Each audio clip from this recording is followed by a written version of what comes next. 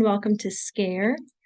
Thank you for joining us for the second workshop in our Wintertime training series. Today's workshop is going to be focused on Theraplay.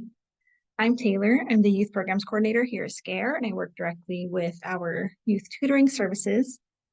And so, as a disclaimer, today's workshop is going to be more of a summary using some information, some wonderful information provided by Kiana from Southern Indian Health Council. So the other week she did come into the SCARE Center and facilitated like an in-person workshop, and it was wonderful. We went over Theraplay and some activities, and just for confidentiality and just for the privacy of the participants, we did not record that workshop. So just using some of the information from her, we're able to do a virtual training for you all today.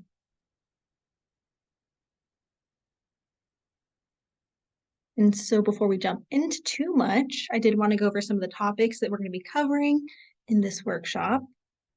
So we're going to be going over what is Theraplay, in case you've never heard of it, something that I was unfamiliar with too before this. We're going to go over the different attachment styles. We are going to learn about Theraplay core concepts, how to use Theraplay activities, and some examples of some activities that you can do with your child or some other loved ones as well. So first, what is Theraplay? Again, this is something that I wasn't really too familiar with beforehand.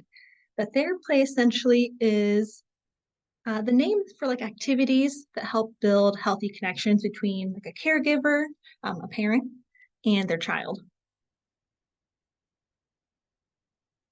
And so through Theraplay, the goal is to build healthy attachments with your children. And so there are 4 main attachment styles.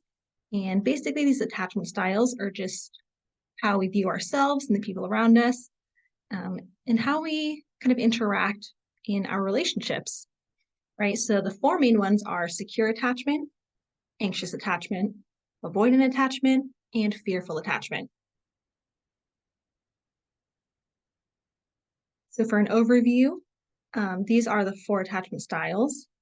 And the goal is to get to like a secure, healthy attachment style, right? But everything around us, so the experiences that we've had, how we grew up, things that have happened to us can cause us to have either an anxious attachment style or avoidant or fearful.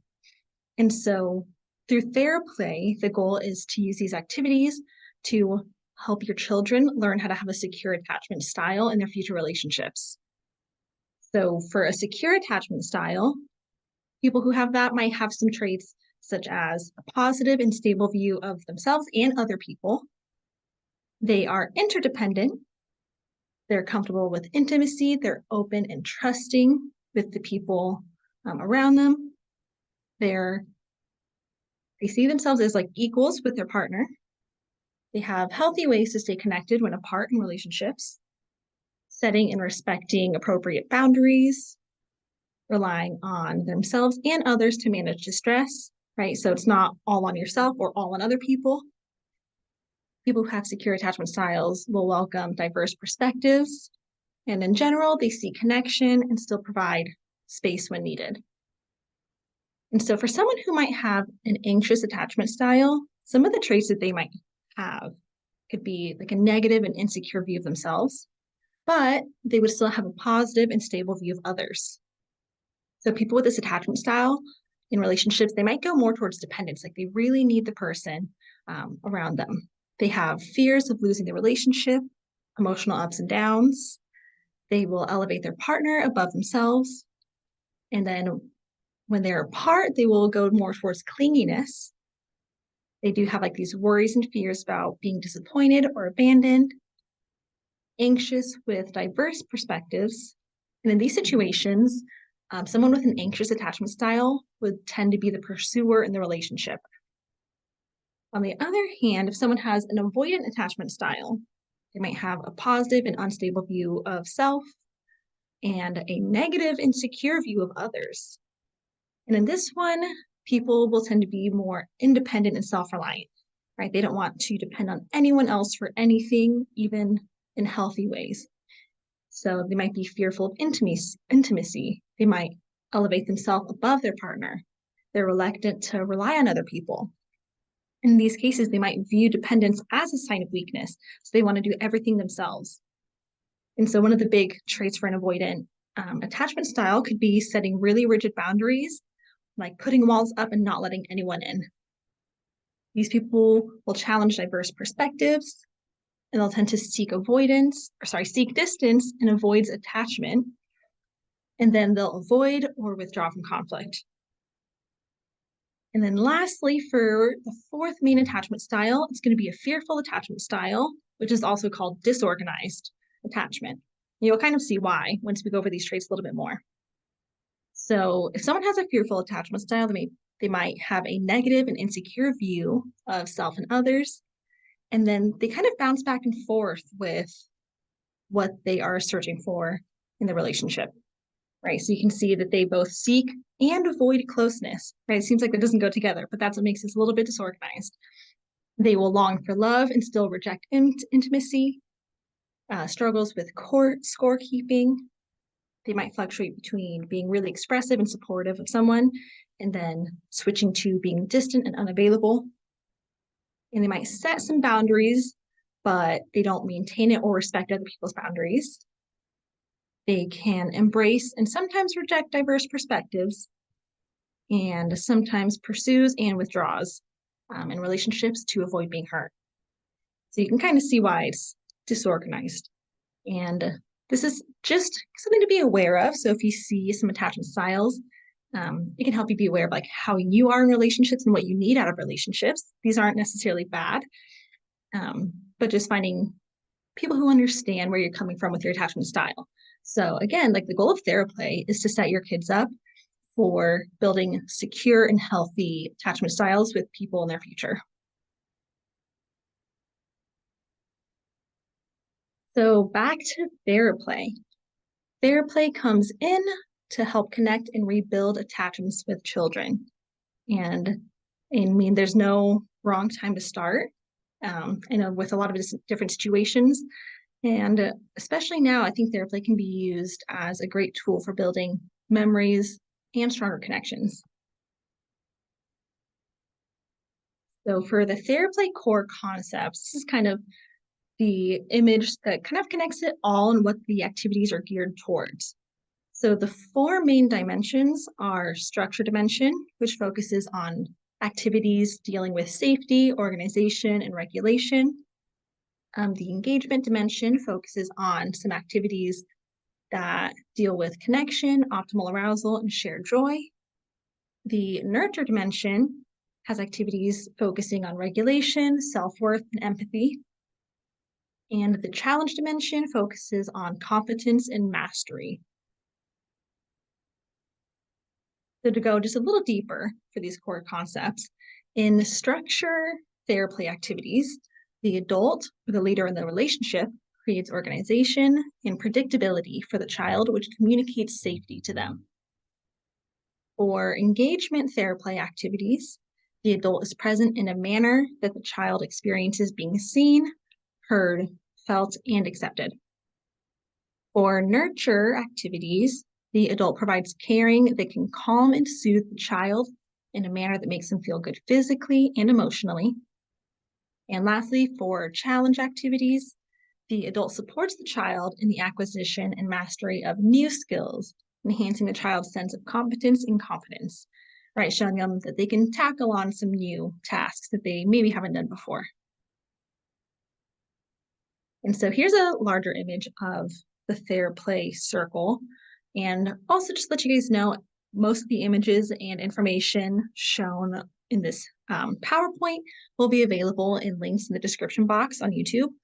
And so some examples might be like this wheel for the Theraplay core concepts, an attachment for the attachment styles. And then also there's going to be a worksheet with pages of wonderful examples of Theraplay activities.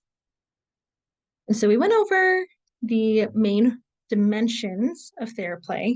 And so within each of those, the activities are geared towards things like there's interactive and relation-based activities, right? So going a little deeper, and those focus on rhythm, affective synchrony, and resonance, mirror neuron functions, And then some other activities will focus on things that are direct, that are here and now experiences. There might be activities that are specifically guided by the adult. There are ones that are geared towards responsive, attuned, and empathetic and reflective like traits. There is pre-verbal, social, and right brain level activities. There are going to be multisensory activities, and then also just playful activities. And so again, I mean, there might be a connection of each of these traits also for some of them. Some of them may be multisensory and playful at the same time. But the goal is that these different types of activities will fall under one of the 4 dimensions and kind of set your child up for that healthy connection. So around the circle on the very outer ring, it gives the goals of Theraplay, right? So to go a little deeper than just building healthy connection, the goals of Theraplay include positive internal working models for child and parent, self-regulation, right? So when we're feeling these really big emotions, how we can deal with them in a healthy way. It can focus on positive social skills, the ability to learn, good mental health, and again, secure attachments, not only with your child, but with people in their future as well. So through Theraplay, parents learn to play with their child in a way that establishes felt safety, increases social engagement, expands arousal regulation, and supports the development of positive self-esteem for both the child and the parent. And honestly, I think we all need to learn how to play a little better, right? So this is not only fun for your child, but this can be really fun and healing for yourself as well. So now into the fun part, we're going to go over some examples of Theraplay activities. And so again, I'm going to have a handout linked in the description box, which has pages of activities. I'm only going to cover a handful, but just so you can see what types of activities are out there. And I really encourage you to look at these activities, but also make them your own. Like these examples are only one way to do it, but you can really tailor it to something that's more fun to you, more relevant for your interest, your child's interest, and just make it a lot of fun with them. So some quick tips before jumping into the examples. When you're doing Theraplay activities, it's really important to be really animated and fun, express awe and wonder at your child. Don't be afraid to be a little silly, have fun with laughter and these really big expressions so they know that you're really involved in it also. And in these activities, be sure to work together and don't think of it as like a competition within these games. For ones where there is maybe a seemingly competition, make sure that the child wins or gets it right. And also just make sure that the activities are suitable for your child. So if they're really young, the simpler the activity might be better. Maybe some that need more specific types of movements or guesses, could be for kids a little bit older. For these activities, try to be at eye level with your child. So not like standing above them and looking down on them, but there are some activities where that might be the case, depending on what's needed. But for the most part, just try to sit cross-legged and opposite of each other if possible. And lastly, practice on a partner or friend just to see what it feels like before jumping into doing these activities with your child. So the first one we're going to go over is pretend face paint. And so something like this is going to gear towards the nurture aspect of Theraplay, right? So in pretend face paint, it's exactly what it sounds like. You can take a cotton ball or something really soft and just pretend that you're painting their face. Maybe you're putting on some, crazy designs on their cheeks or drawing a mustache and beard on their chin. But it's really important too that during this activity, you can describe parts of their face positively, right? So highlighting those really specific things for them. If they have strong cheekbones, be sure to really mention that in a positive way, right? If they have soft cheeks or if they have rosy red lips. And so I love this one because I remember when I was younger, my mom did something pretty similar, but more geared towards makeup, right? So I'd be laying down and she would act like she was putting makeup on my face. And again, this is what I mean by just making it your own and just having a lot of fun with it, because these are activities that are memories. So my mom would always take her hand and just brush over my face and describe what she was doing. So, oh, I'm going to put some eyebrows on her eyebrows. Oh, now I'm putting some blush on your cheeks and describing it that way. And so it just shows the importance of these and like the memories that can be made. So another activity example would be something like weather report. So the main part of this is just storytelling, but with that like nurturing touch still. So in this one, your child can be sitting in front of you and you can use firm touch on their back to describe the weather patterns with their hands. And so again, it doesn't have to be weather. It can be any type of storytelling. It can be dogs and animals jumping up and down, running through the forest. But in this case, just for an example, we could do something like sunshine. And when you're saying these weather patterns, right, using your hands to imitate the motions. So you could say, oh, it's looking like there's some sunshine while you make some circular motions on their back, almost like the shape of the sun. Oh, now the clouds are moving faster. Maybe your hands can be moving fast left to right. And then the rain comes and your fingertips can maybe do like the little pitter patter of rain falling down, right? So the wind howls, the weather clears up, the sunshine comes again, and there's a beautiful rainbow, and making the shape of a rainbow over their back. So a lot of different storytelling you can do with something like this and make it a lot of fun. And then there might be some activities that seem a little more familiar, right? Something like balloon tennis, which I know I've seen myself and friends do this for ages, right? So you could blow up a balloon and basically just hitting it back and forth to see how long you can keep it up in the air. Becomes a fun little challenge. And if you don't have a balloon, you could use something like a stuffed animal or a pillow, just tossing it back and forth to see how long you can go without dropping it. Another activity could be something's changed. So in this one, the idea is that you two would be sitting cross-legged opposite of each other or sitting across from each other. One person would close their eyes and the other would change something about themselves. Some examples could be take a sock off or put on a hat or switch a bracelet from the left hand to the right hand. And then the other person would open their eyes and have to guess what changed. And so again, have fun with it, be a little silly. You could have a little prop box next to you with maybe some different outfits or jackets, a little birthday party hat. And so just to make it fun and easy to really change things up in between. All right, a couple more examples could be the cotton ball blow. So in this one, you could take something like a scarf and holding it between you guys so it's almost like flat.